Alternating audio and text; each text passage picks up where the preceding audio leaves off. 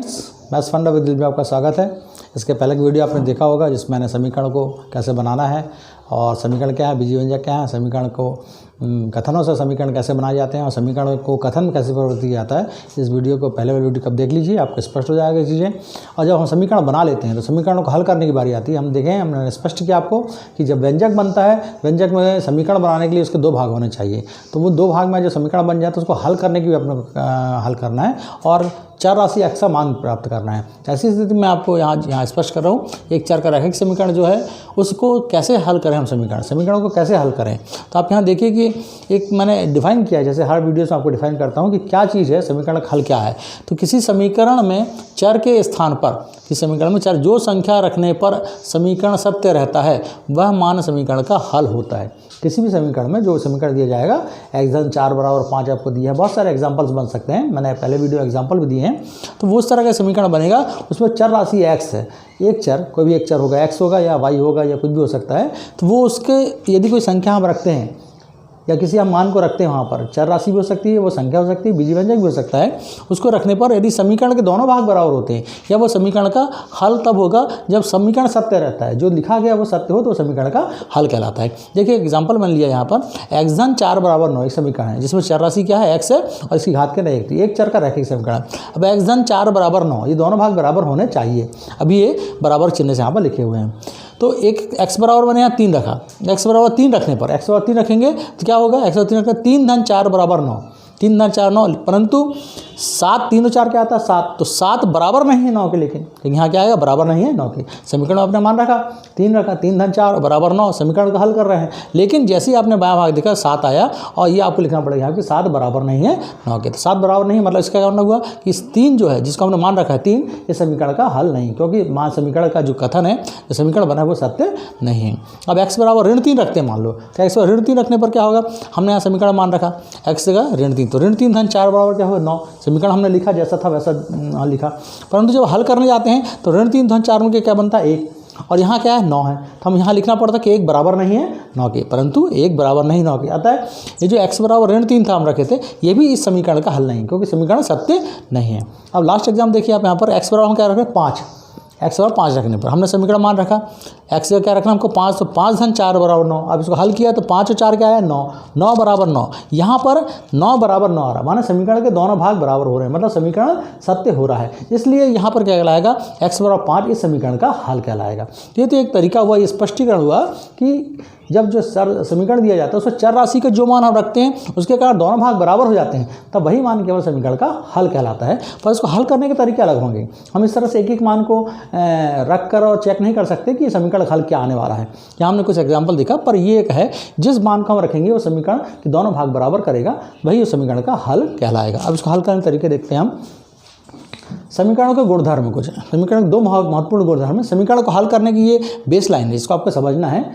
पहला तो बात यह है कि समीकरण में दो पक्ष होते हैं सदैव। पहला है एक तो बायां पक्ष, दूसरा दायां पक्ष। मैंने बताया यहाँ पर जब भी आप बीजव्यंजक लिखते हैं तो उसमें कोई समीकरण बराबर नहीं रहता। बीजव्यंजक समीकरण का मुख्य अंतर यही है, बीजव्यंजक ओपन होते हैं, वो किसी भी उसको मान को रखा जा सकता है, पर समीकरण का एक निश्चित मान हो जाता है। उसके दो भाग होते हैं, बायां भाग और दायां भाग, ये बायां पक्ष और दायां पक्ष। दूसरा है समानता के नियम, ये समानता के 4 नियम हैं। ये समानता के 4 नियम आपके जोड़ने घटाने गुणा भाग संख्याओं से संबंधित हैं।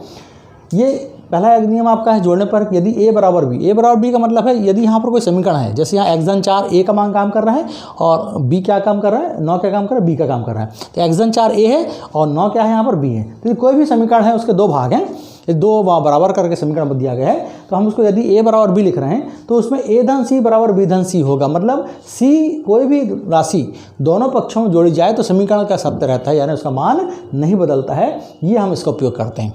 आगे समीकरण हम एग्जाम्पल आपको बताऊंगा यहाँ पर। दूसरा है कि यदि a बराबर b हो, समीकरण वैसा ही दिया जाए जैसा समीकरण दिया है, यहाँ एक पार्ट a है दूसरा पार्ट b है, तो उसमें a माइनस c बराबर b माइनस c होगा, मतलब समीकरण के दोनों भाग में, समीकरण के दोनों भाग में दोनों पक्ष में किसी भी समान राशि को घटाने पर समीकरण सत्य रहेगा, समीकरण मान नहीं बदलेगा। a माइनस c बराबर b माइनस c, तो ये निरसन नियम एक होता है जिसको निरसन नियम कहते हैं, और निरसन नियम भी कहलाते हैं, ये आपके एक्चुअली निरसन नियम भी कहलाते हैं। इनको हम निरसन नियम से जानते हैं। निरसन का मतलब होता है अलग करना या काटना या उसको विस्थापित करना या अलग करना, है ना। तो ऐसी स्थिति में निरसन नियम भी कहलाते हैं। तीसरा है कि यदि ए बराबर बी है तो ए गुण सी बराबर बी गुण सी होगा। मतलब यदि समीकरण दिया है, जैसे यहाँ पर दिया है एक्स धन 4 बराबर 9, हम दोनों पक्षों में 2 का गुणा कर रहे हैं, 2 गुणित एक्स धन 4 कोष्टक में रहेगा बराबर 9 गुणित 2, तो वो समीकरण तब भी क्या रहेगा, सत्य रहेगा। तो यदि समीकरण बराबर है, समीकरण दिया है, तो दोनों पक्षों में किसी संख्या गुणा किया जा सकता है। यदि a बराबर b है, चौथा पार्ट यहाँ पर है, तो a बटे सी बराबर b बटे सी, आप समझ रहे हैं यहाँ पर भाग दे रहा हूँ। तो किसी भी संख्या में हम यदि समीकरण दिया तो समीकरण दोनों भाग में समान संख्या से, समान बीजीय व्यंजक से, आप ध्यान रखिए क्योंकि केवल संख्या पर नहीं है, मैं यहाँ पर x दोनों पक्षों में क्या जोड़ सकता हूँ, x भी जोड़ सकता हूँ, x धन x, यहाँ पर 2x जोड़ सकता हूँ, तो 2x धन x और धन 4 बराबर 9 धन 2x। तो संख्या या बीजीय व्यंजक दोनों जोड़े जा सकते हैं, घटाए जा सकते हैं, या गुणा किया जा सकता है, या भाग किया जा सकता है। जो भाग करते हैं हम तब भी दोनों भाग बराबर रहते हैं, समीकरण सत्य रहता है। तो ये 4 गुणधर्म हैं, इनको हम निरसन के नियम भी कहते हैं, जोड़ने पे, अंतर पे, गुणा पे और घटाने पे आधारित हैं। और इस पर आधारित जो मैं आपको ये जो नियम है इनको कैसे प्रयोग किया जाता है, इसके लिए मैं आपको 2 एग्जाम्पल आपको बताता हूँ यहाँ पर। तो समीकरणों को जैसे हमने देखा, समीकरण गुणधर्म देखे और उसके नियम देखे, तो अब हम यहाँ देखते हैं कि समीकरणों को जो गुणधर्म है, जो नियम में आपने आपको बताया, समानता के नियम, निरसन के नियम, उसको कैसे प्रयोग किया जाता है। आपके 4 नियम हैं समानता के जो नियम या निरसन के नियम इसको कहते हैं, जोड़ने, घटाने, गुणा और भाग पर आधारित हैं। पहला उदाहरण देखिए आप यहाँ पर 5x धन 2 बराबर 17, ये समीकरण है, 5x धन 2 बराबर 17 को हल करिए, ये प्रश्न आपका है।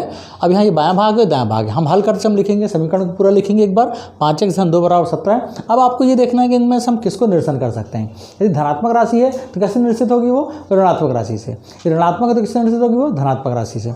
यदि गुणा है तो किससे निरसित होगी वो, भाग से। यदि भाग में कोई राशि है तो उसको हटाने के लिए विलोपित करके क्या करना पड़ेगा, उसके बराबर गुणा करना पड़ेगा। पर चूंकि समीकरण को समान रखना है, बराबर रखना है, इसलिए दोनों पक्ष में वो चीज क्रिया करना पड़ेगी।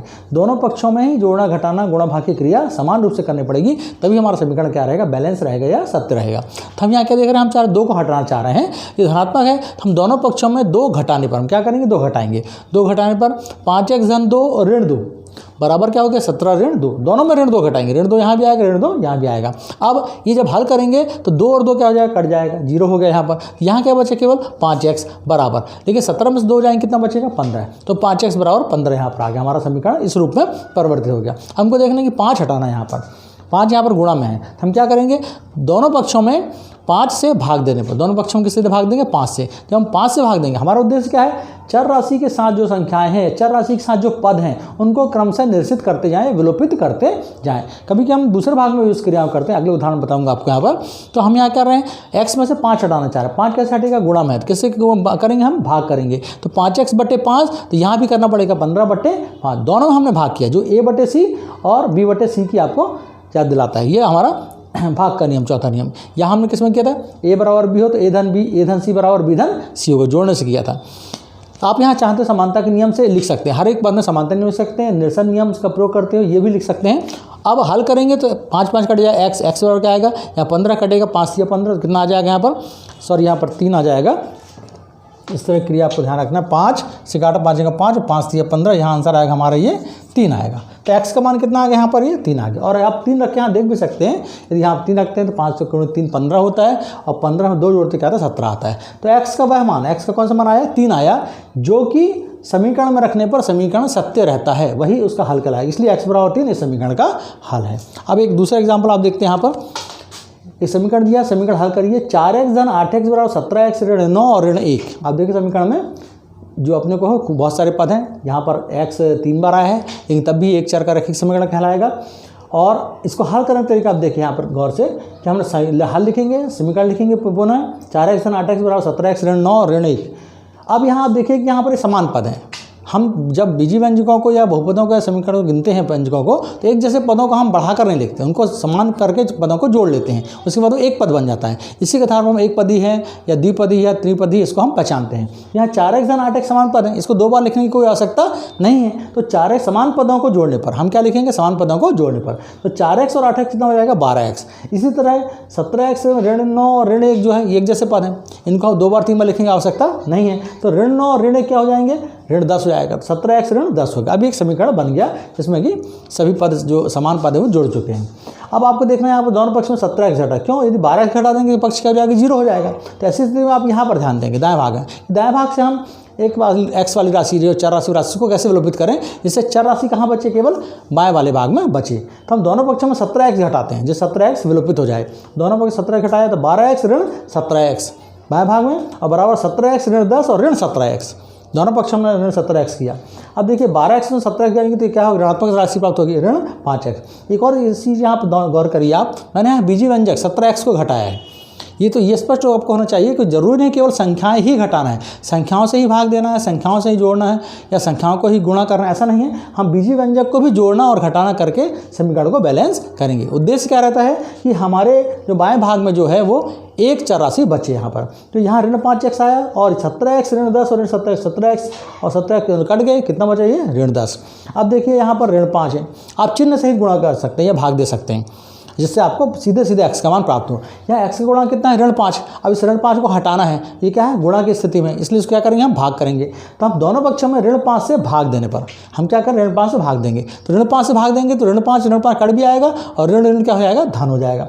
यहाँ दोनों पक्षों में ऋण 5 से भाग देने पर ऋण 5x बटे ऋण 5x और बराबर ऋण 10 बटे ऋण 5। तो क्या हो गया, ये ऋण ऋण धन हो गया और 5 कट गया तो क्या बचा x, और ऋण 10 बटे 5 तो धन हो गया ये, और 5 दूनी 10, x कितना आ गया 2 आ गया। इस तरह से x बराबर आ गया आपको 2 का मान। 2 का मान आप यहाँ रख भी सकते हैं, समीकरण में चेक कर सकते हैं। बहुत सारे प्रश्न आपको सत्यापन करने की आवश्यकता रहती है, आप यहाँ चेक करके उसको देख सकते हैं कि आपका आंसर सही आया कि नहीं, और यहाँ मान रखेंगे तो आपके समीकरण दोनों भाग बराबर हल होकर मिलेंगे। तो इस तरह से हमको हल करना है। तो मुख्यतः आपको निरसन नियम है कि आपको जोड़ना घटाना गुणा भाग को हल करते हुए आपको निरसन करना है। समीकरण में x एक भाग में चर राशि x को बचाना है और उसको हल करना है।